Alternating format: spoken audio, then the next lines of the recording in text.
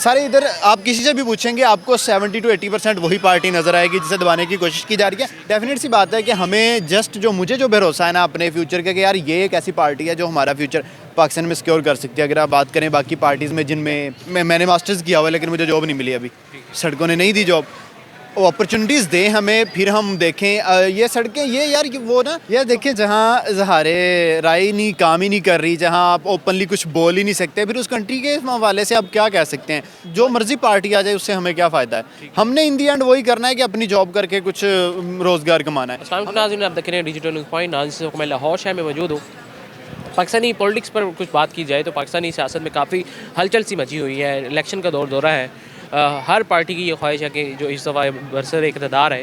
मेरे से ये मौजूद शहरी मौजूद है, इनसे जानते हैं कि ये अपने तजर्बे की बुनियाद पर और ये अपने ख्वाहिशात की बुनियाद पर ये क्या समझते हैं कि इस दफ़ा कौन सी पार्टी को आगे आना चाहिए और कौन सी पार्टी एक स्ट्रॉन्ग कैंडिडेट है। इनकी ज़बानी जानते हैं। अस्सलाम वालेकुम सर। वालेकुम सर कैसे हैं? जी अल्हम्दुलिल्लाह। सर पॉलिटिक्स पर काफ़ी हलचल सी मची हुई है, क्या समझते हैं कौन सी पार्टी एक स्ट्रॉन्ग कैंडिडेट है? सर देखिए स्ट्रॉन्ग कैंडिडेट तो आपको भी पता है वही पार्टी है जिसको आगे आने नहीं दिया जा रहा। क्योंकि अगर हम दूसरी पार्टीज़ की बात करें जैसे आप PMLN की कर लें या PP की कर लें, वो तो वही लोग हैं जो 3-3 4-4 बार इक़्तिदार में आ चुके हैं।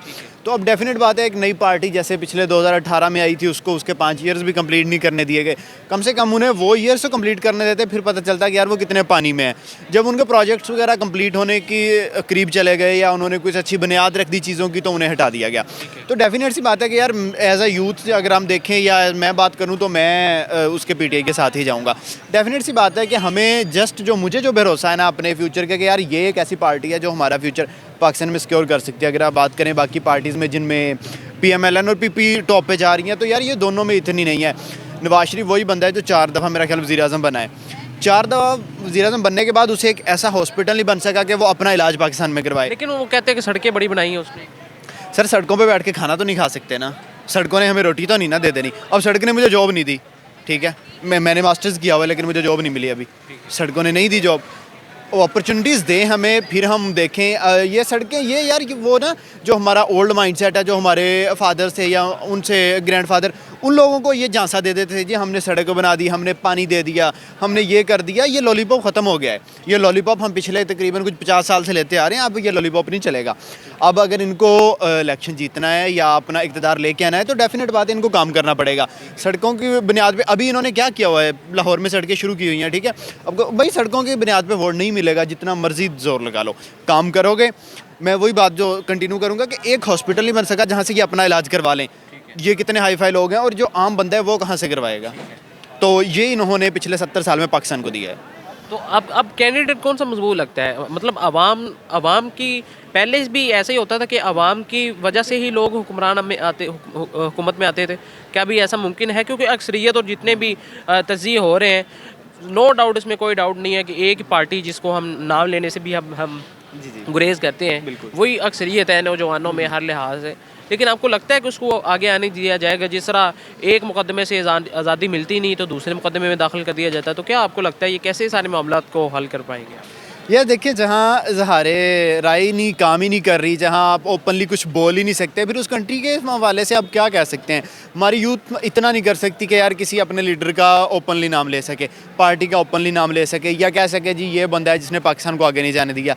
जब हम इस बात में नहीं कर सकते तो फिर जो मर्जी पार्टी आ जाए उससे हमें क्या फ़ायदा है। हमने इन दी एंड वही करना है कि अपनी जॉब करके कुछ रोज़गार कमाना है। हमें कौन सा इन्होंने आगे कुछ अपॉर्चुनिटीज़ दे देनी है। एक पार्टी है जिस पे हमें उम्मीद है लेकिन मुझे लग नहीं रहा कि उसको आगे आने दिया जाएगा। फिर कौन सी पार्टी आगे आएगी इस दफ़ा? इसको लंदन से लाया गया है, सारे मामले इस्लामाबाद एयरपोर्ट पे सारे केसेस ख़त्म किए गए। सर जो लंदन से लेके आए हैं वही आगे हमेशा से आ रही है और वही आगे आएगी, ठीक है। तो जो भी पार्टी आ जाए बैक एंड से हुकूमत होनी है, उससे कोई फ़र्क नहीं पड़ता। अब हम बेशक हम पे PP मुसल्लत कर दें, वो अब बिलावल भुट्टो हम पे हुकूमत करेगा, वो हमारा प्राइम मिनिस्टर होगा तो दुनिया में या हमारी क्या इज़्ज़त रहेगी, ठीक है। नहीं, आप बिलावल भुट्टो को पॉलिटिशियन नहीं मानते? सर बाप की पॉलिटिशियन को आगे लेके चल रहा है। क्या किया उसने पॉलिटिक्स में आज तक? मुझे वो बंदा प्रूव कर दे कि मैंने पॉलिटिक्स में ये काम किया है, मेरा ये एक अच्छा पॉइंट था। इंडिया से जाके वो मिल रहा है यार। इंडिया वाले मुसलमानों के साथ क्या कर रहे हैं, ठीक है, और वो जाके फ़लस्तीन पे इन लोगों ने क्या कर लिया, किया किसी ने कुछ? ये सारे बस बैठ के टीवी पे बातें करते हैं। इवन कि अब तो बातें भी नहीं करते, फ़लस्तीन के जो पोस्ट लगाते हैं उसकी पोस्ट डिलीट करवा देते हैं। तो यार ये ऐसे नहीं होता मेरे भाई। एक इस्लामी जमहूरिया पाकिस्तान है, इज़हार राय सबको है, यहाँ पर तो अक़लीतें महफूज हैं, तो आप अपने मुसलमान भाइयों के महफूज नहीं लास्ट कर पे रहे। यूथ को एक पैगाम दे देंगे। सर यूथ जाग गई है, यूथ को पैगाम देने की ज़रूरत ही नहीं है। देखिए मैं भी एक यंग जनरेशन से हूँ, आप भी यंग जनरेशन से हैं, सारे इधर आप किसी से भी पूछेंगे आपको 70 to 80% वही पार्टी नज़र आएगी जिसे दबाने की कोशिश की जा रही है। तो यूथ ऑलरेडी जागे, यूथ से यही पैगाम है कि यार ये जज्बा ख़त्म नहीं होना चाहिए। आज नहीं कल नहीं तो हमारी नेक्स्ट जनरेशन इंशाल्लाह चेंज ज़रूर आएगी। जी सर, बहुत शुक्रिया। वेलकम।